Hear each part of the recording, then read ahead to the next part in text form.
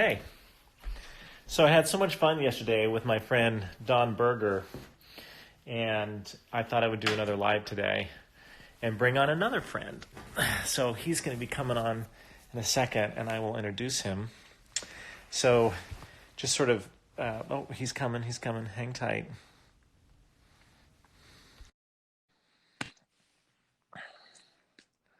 He's coming in. Hey, JB! good to see you, Brendan. How are you doing? I'm awesome, man. Really, really good. Yeah. Thank Good. you. How are you? I'm good. I just realized I didn't put my earbuds in. Oh, let me do that to improve the Yeah. sound. You I'm actually doing. sound pretty good, man. I does it sound okay? Maybe I'll Yeah, it just leave sounds it like good. this. Okay. Yeah, it's Um, I'm doing good. Although I had a little bit of a wake up conversation with my husband Christian just now. So mm, he's like, "You're getting a little intense." I was like, yeah. Like "Right? too much good when people are suffering.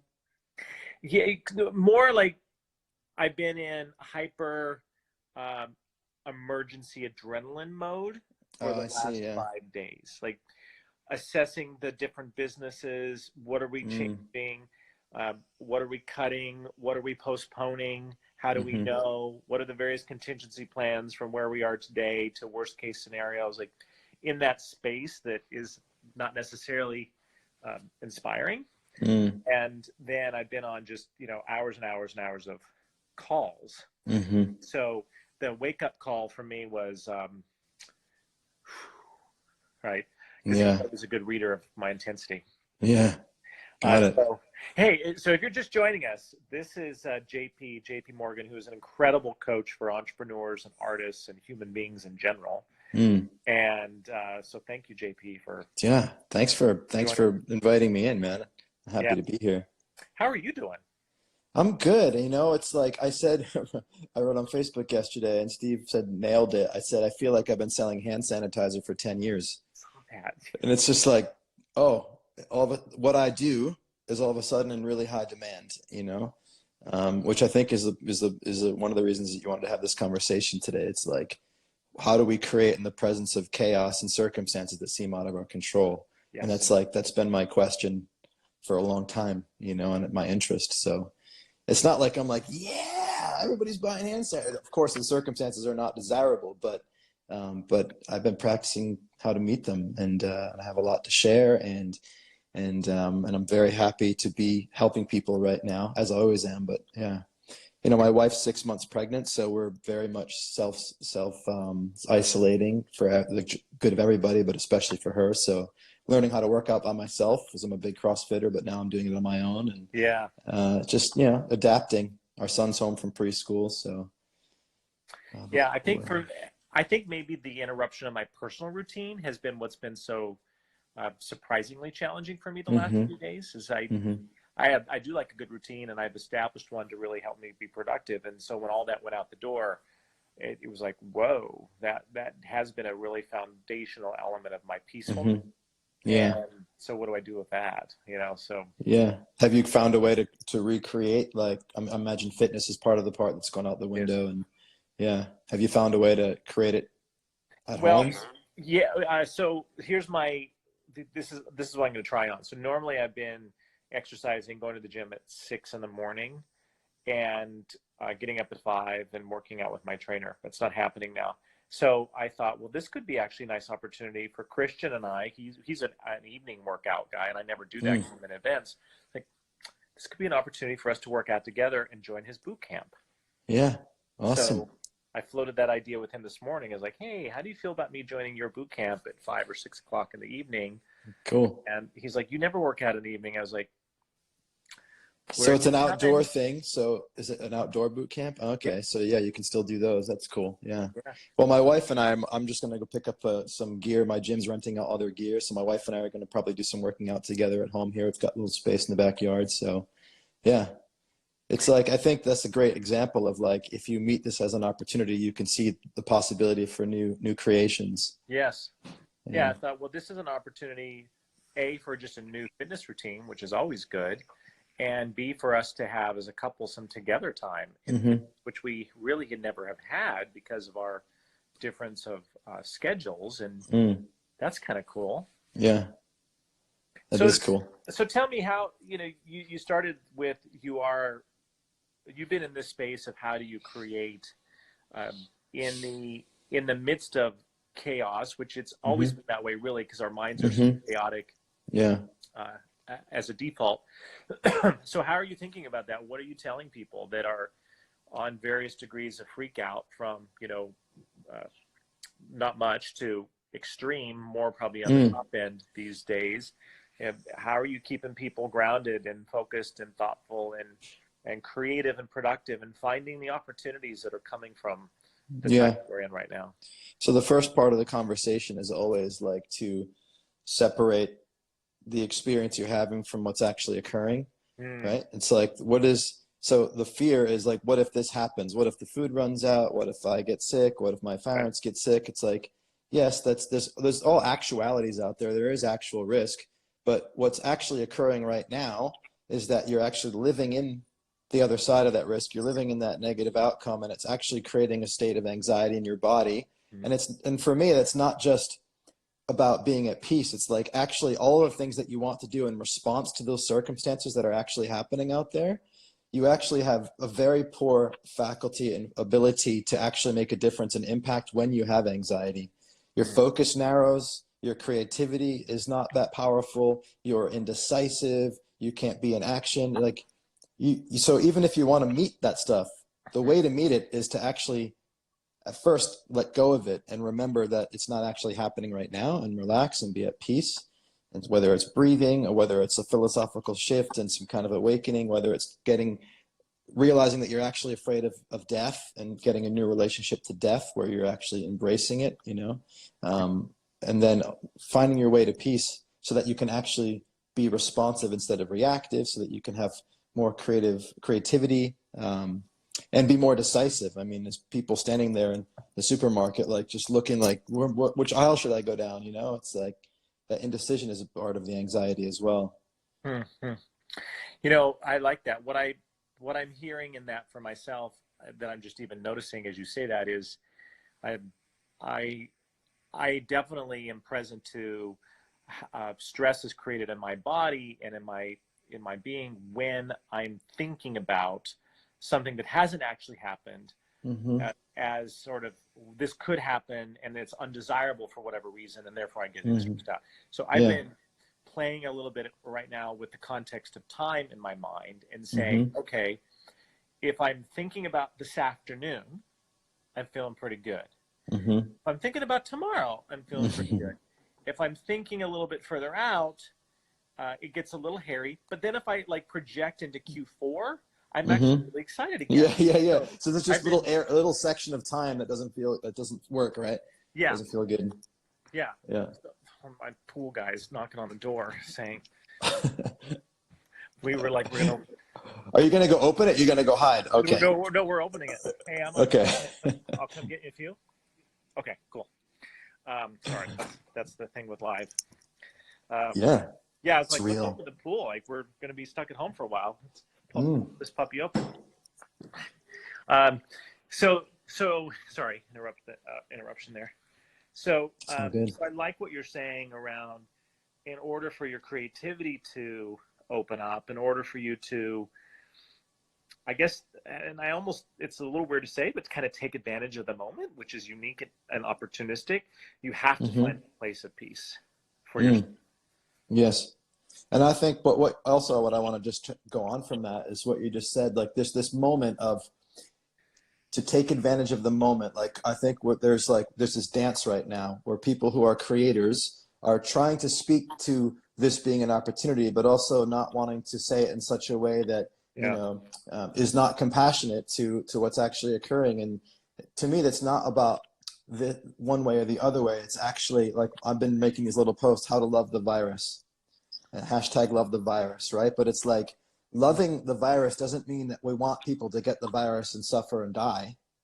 Loving the virus to me means allowing what's happening to happen because it's happening, and to meet it with open arms, and to work with it to create something from it and something different with it. It's just like in our relationship, if we resist anything our partner's doing, it gets it goes in the opposite direction of what we want. Mm. And so it's an attitude. Like my son, I have this little video, I'll have to share it. He's just got a little scooter and he's learning to scoot. He's 4. And he was scooting and then he fell and he scraped his hands and he's crying. He's like, "Daddy, daddy, ow." And I walked over to him and I have it on video, and he got up and I picked him up and I said, "How do you feel?" And he said, "Happy." But he has like that, his idea of how his feeling of happy is like bigger than the pain in his hands, right? The fear from falling, and that's what I mean. Like, love the virus. It's like, let's meet this with joy because it's happening. You know, in his book of anger, Seneca talks about nobody gets angry at the weather or nature, right? Because like it just is. It would be insane. And so I think we can meet this in a similar way, and then that's a way to have a peace, and then we can create with it, and then suddenly we're taking actions that are productive, that are help because we're able to see them. We're also acting in ways that's more loving and more giving and more concerned for others because we're at peace. You know, when we're not at peace, when our heart's at war, then we're very self-interested as well. Not only do we have less creativity, less decisiveness, we're also very self-interested and protective. Mm-hmm. So, yeah. You know, we've seen that, right? Even in politics in the last week, the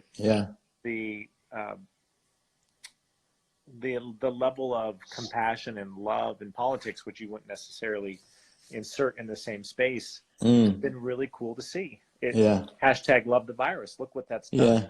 Yeah. It's true.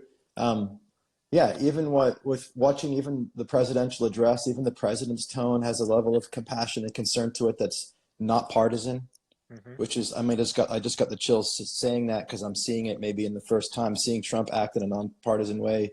You know, a lot has been really moving. But yeah, good point.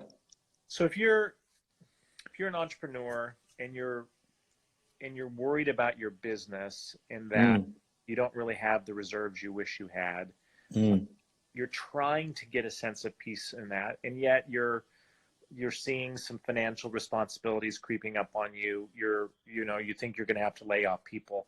How do you find that peace in the context of real challenging circumstances, technically, financially, that entrepreneurs are dealing with right now? Like, how does that live in the same space? Yeah, I think that for me, the piece, because I've had a number of conversations with people who are either shutting their business down or friends that have been working people that did shut their businesses down. And I think the piece actually comes through acknowledging that it's actually happening. It's not like trying to be like, don't worry, it's going to be okay. No, it might not out there be okay. The money might not come in. You may go into debt. Things may change. You may have to lay off. I just got a text from a friend. He laid off 18 employees. It's like the shit may be hitting the fan, and you're going to be okay. You know, something my mentor, our shared mentor, once said to me when I was having financial challenges. He said, "You know what? The worst thing that's ever going to happen is that you're going to have a conversation. You know, like, I'm not going to go to jail. I'm not going to end up on the street. Like, I'm going to have a conversation. It might be a difficult conversation. I might have some identity caught up in it. It might not feel very good, but I'm going to have a conversation." And so, yes, this stuff is happening, and you being okay with the fact that it's happening is actually what's going to give you the high functioning to actually mitigate the damage and to create with it in such a way that you won't be able to when you're like, fuck, I don't want this to happen. This is bad. I can't handle this. The idea I can't handle this actually creates the inability to handle things. Yes. Yeah, I love that. The resistance of it, the wish it were something other than. Yes. All of that is what locks you out of any ability to productively navigate it, or to get to the other side quickly, or to find a creative solution that maybe wasn't present before. If you're locked in the denial of it, like, I feel like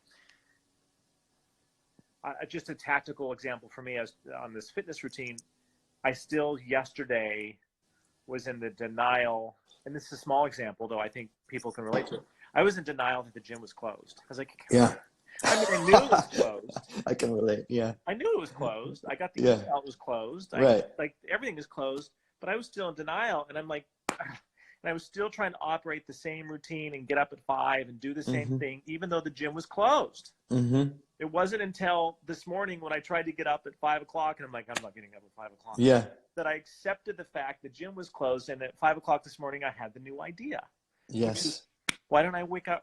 It's through that acceptance, right? It's through that. That's a perfect example. The moment you allow it in your heart, your brain goes, okay, we can think of other options. Yes. Yeah. But when you're not allowing it in your heart, your brain is hyper focused on that being different. Yeah. You can't even think otherwise. Yeah. Right. Right. As a matter of fact, Christian just joined. Woo, I have to give him a wave. Hey, Christian. Yeah. So I literally was like, the best I could think of was to take the exact same routine and move it into my basement at the exact same time and try to do the, and Yeah. so I let go of that. I'm like, oh, there's a whole new opportunity here. Yeah. It's really great. Now, what would you say, you know, some of this I think is easier if you've had a practice of meditation for a while, or if you have been coached, and if you're working with you or other amazing coaches, you may come to the table with some more skills. What do you say for people who that's not what they've been up to Start for a while and they're Start. Like if you haven't been meditating and it's like, fuck, I'm stuck in my house and the virus is overwhelming me. It's like, well, now's the start. Like, it's not too late, you know, find something out there that speaks to you and use some of your time for it. You know, like it's never too late. Get a book, you know, and start reading, talk to a coach, talk to somebody. And this is why I said, I feel like I've been selling hand sanitizer for 10 years. Cause like, it's like, this is the work that I've been doing. And now it's like, wow, there's people that are ready for it because the circumstances, like, okay, I can't go anywhere other than in to change this because I can't leave my house. So let me go in. It's a great time. I've got hundreds of videos on my YouTube channel that are free, loads of content, Instagram. Go watch my videos, read my stuff, you know, or find something else, but start. So let's talk about it. How do people find you? If they're like, yeah, this guy's got the vibe I need. Cool. What's the best way to reach out to you? If you're here on Instagram already, just follow me on Instagram. There's also my Instagram username is also my YouTube and my Facebook. They can find me using that. JP Morgan JR or John Patrick Morgan is my name. It's hard to Google me because there's a bank that kind of uses my name too. But yeah, and there's links on my Instagram to my other stuff as well. So I have one more question. Yeah. And that is, let's do some fun predicting into the future. How do you think that this time creates some maybe permanent, long-lasting changes? Well, one of the things that I saw yesterday is like suddenly we're homeschooling our son. And not just us, but suddenly everybody in America, a lot of people in America are homeschooling their kids. And there's so much technology for education outside of this system. And people are learning how to adapt and work with their kids being home. So I wonder if this is going to advance new forms of education, right? That's one thing I'm thinking about. The other thing I'm thinking about is there's a big, like, holy shit, our healthcare system has some issues, right? And so maybe it's more, the conversation needs to, like, maybe that will move the conversation forward about making changes to the healthcare system. Maybe it will. It's throwing us into a new context. And in this new context, we're going to have to do some things different. And some of those things are going to happen to work better than the old things did. And we're not going to just go back to the old way if something's working better. In many instances, I think whatever emerges will become, will become part of our life, even without the virus. So, yeah. Well, remains to be seen what more there are. But, you know, businesses that are suddenly going virtual, it's like, well, why are we going to go back to non-virtual, increasing with higher costs? It's like, one of my coaches from the gym did a Zoom workout, and there was a bunch of us working out. We could see each other in like the Brady Bunch style Zoom video thing, and it was cool. We were still competing with each other just via video. Yeah. And so it's like, you know, that could be a thing now. So, yeah. Yeah, I think we're going to see some new businesses emerge from that. Clearly, some new ways of working and learning and living and playing. And in some ways, we were ripe and ready for this, but needed a push to really pop that into a new generation in some ways. That's really that's fun to think about. It is. Yeah, I'm excited. Do you have time for one or two questions? Yeah, I've got time. Yeah, I've got actually plenty of time. Okay, so you're like, Hey. Yeah, I got an hour and a half. Woo-woo. I don't need that long. Yeah. So Mel's saying, how do you talk to your kids about the fact they cannot see their friends? How do you mitigate the psychological effects on children this isolation has on them? Thank you, Mel. Yeah, Mel, thank you.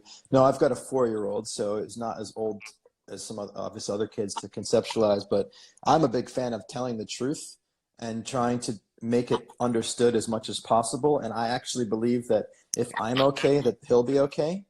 And that a lot of it is really about the ideas might be scary on their own, but if I'm actually at peace with those ideas, and that can help to comfort. And so, and as far as the not being with their friends, we're doing Zoom hangouts with the friends. Like my son likes to run around and show like people his toys, so we're going to do a Zoom hangout where all the kids show each other their toys and try to get them together. Oh, that's Let's cool. use it. Let's go with it. Let's play with it. But as far as there was what was the second part of her question again? How do you mitigate the psychological effects on them from this isolation has had on them? For the isolation, yeah. I'm trying to make it purposeful for him, you know. Obviously, if he's a bit older, he could understand it more. But like, oh, that's the thing that I wanted to say. If we talk about we're staying home to stay safe, then we're creating a paradox for ourselves, because it's like, right, oh, we're safe at home, but we're not safe if we're out there.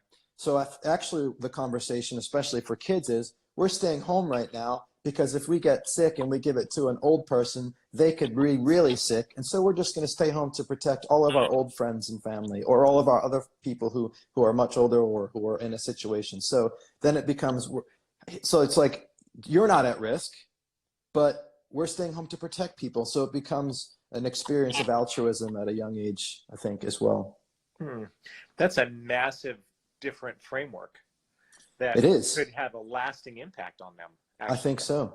I made a video about why not to wash your hands of the coronavirus, which is a bit of a clickbait, because I start the video saying, I do want you to wash your hands, but I want you to be conscious of the reason you're doing it. If you're washing your hands to protect yourself from germs, you're actually practicing a ritual of self-interest and generating scarcity and fear. But if you're washing your hands as a practice of considering, who can I protect from any virus I may have on my hands, because I may or may not be sick, I don't know, then you're actually engaging in a ritual of contemplation, of altruism and concern for others. And I think, you know, do that 20 seconds, 5-10 times a day, that creates you. It creates your orientation. So it's a similar idea. It's almost like everything that we're approaching right now, we have two choices in how we're thinking about them. We can be, and let's use the hand washing as a great example.